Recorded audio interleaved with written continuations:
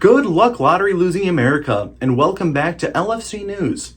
I'm your socially outcasted, part-time hooker anchorman, Brandon Blank. Today's top hits. Learning language lessons. Students at Richmond Elementary are taking up a new curriculum. This new curriculum includes segregated gym classes, an extra awkward health class, and a new language media class. We'll be back with the full story, but first, we gotta solve today's daily wordle with Sal Dip. Hi, I'm Sal Dip, and welcome back to another Wordle. Today, we're going to be chugging along on this Wordle train. The first word we think of is think. We got a T, H, and an N. We don't know exactly where they go, but hey, we can try. Okay, the next word we think of, might be a little bit of a tricky one, but I think it's an oldie but a goodie. Okay, we got AUDIO for audio. I said audio. There we go. Okay, we didn't get any of the letters in audio except for O. Reminds me of my old blow-up doll that I had when I was still back in college. I still miss her. We got zebra, and we're going to check out to see what that little guess was. And it looks like it was the creator of Minecraft, Notch. Okay, we're going to guess Notch, and we got it. Congratulations, and back to you in the studio, Brandon. Good job, Sal. I still remember back in the day, me and my buddies would build the most atrocious stuff in Minecraft, really, really explicit. But, that's all behind us. In other news, police force is out of commission. Our local police force, Sergeant Michael Ross, is our entire police force. Whether it's dumb department planning or some weird cult-like sex ring that only allows us to have one police sergeant at a time, is really stupid. That being said, Sergeant Michael Ross has contracted a deadly virus known as tendinitis. He is currently on life support in his son's unfinished basement. It is said that Michael Ross's son, Leon, will fill in for his father's absence. We will now be cutting today's window weather with Reginald Cloudsworth. Good day, I'm Reginald Cloudsworth. Welcome back to your weather segment here on LFC News. Today's report is once again being delivered from a temporary woodland location as my nomadic operations continue. Unfortunately, I must begin with a security update. Last night I was sleeping peacefully in my temporary mud and stick bungalow when I was abruptly awakened by the sound of an arrow striking a tree directly behind me. And on that tree was a picture of my hat. Yes, my black hat. I won't be talking much more about it until I gather myself from this very concerning event. And at this time, I also cannot confirm who fired the arrow. However, I do have my suspicions. I have reason to believe that someone else may be occupying this section of forest, and I do not believe they are here for recreational purposes. As for today's weather, though, conditions across Wisconsin are expected to remain pleasant with sunshine and highs in the high 70s. A remarkable day once again here in Wisconsin, which, under different circumstances, I might actually enjoy, assuming, of course, that no additional arrows strike any nearby trees. Though at this point I cannot completely rule out the possibility that it was just simply my paranoia. I sincerely hope it was, though. I'm Reginald Cloudsworth, and I should probably continue moving. Back to you in the studio, Brandon.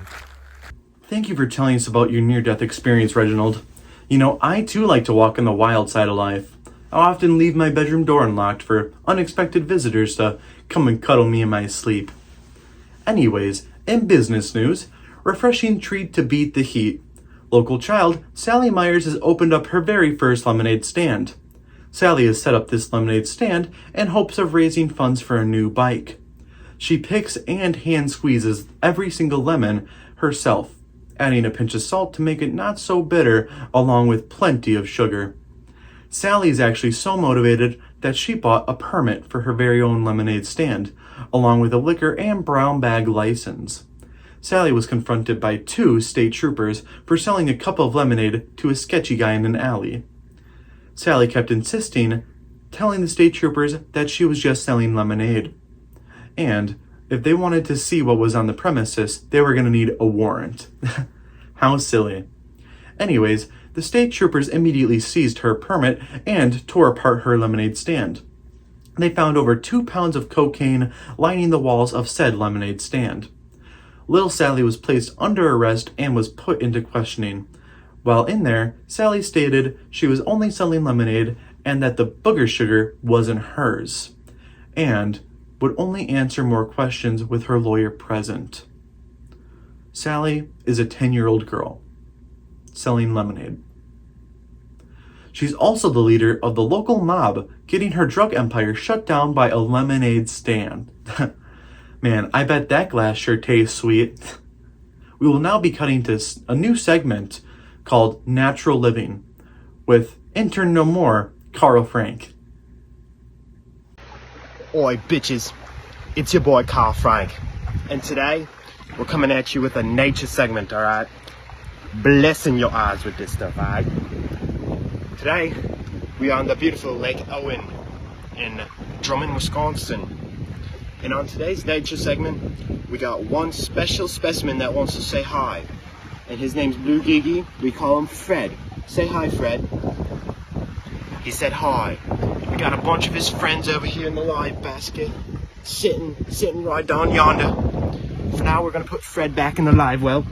We're gonna get some agua, let him breathe. It's beautiful conditions, little on the windy side, but otherwise, I'm sure that Reginald Cloudsworth will give us an explicit, beautiful weather forecast for today. And Brandon, give me some more screen time. Thank you for that full nature report, Carl. I'm sure that soon enough I'll be French kissing that fish. And now, back to today's top hits. Learning language lessons. Richmond Elementary is located downtown in a not-so-good neighborhood. This curriculum in Richmond is not only teaching these kids valuable life skills, but also potentially saving their lives. This obviously doesn't relate to the segregated gym classes. Actually, there's some legality to that. A couple of protests and a march on June 16th if you're interested. Anyways, the new language media class isn't about media at all. This class teaches kids how to stay safe on the streets. What are they learning? Well, these kids are being taught where they can walk home safely, how to avoid a fight, and gang signs. Every night, these kids go home and practice their gang signs with fun little flashcards.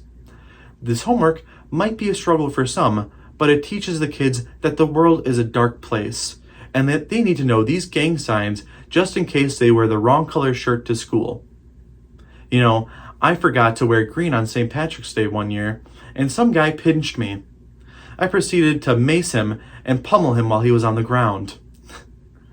Well, that looks like that's all the time we have for today. Thank you for watching LFC News. I'm Brandon Blank, forgetting where I put my keys, working the corner, and the teleprompter.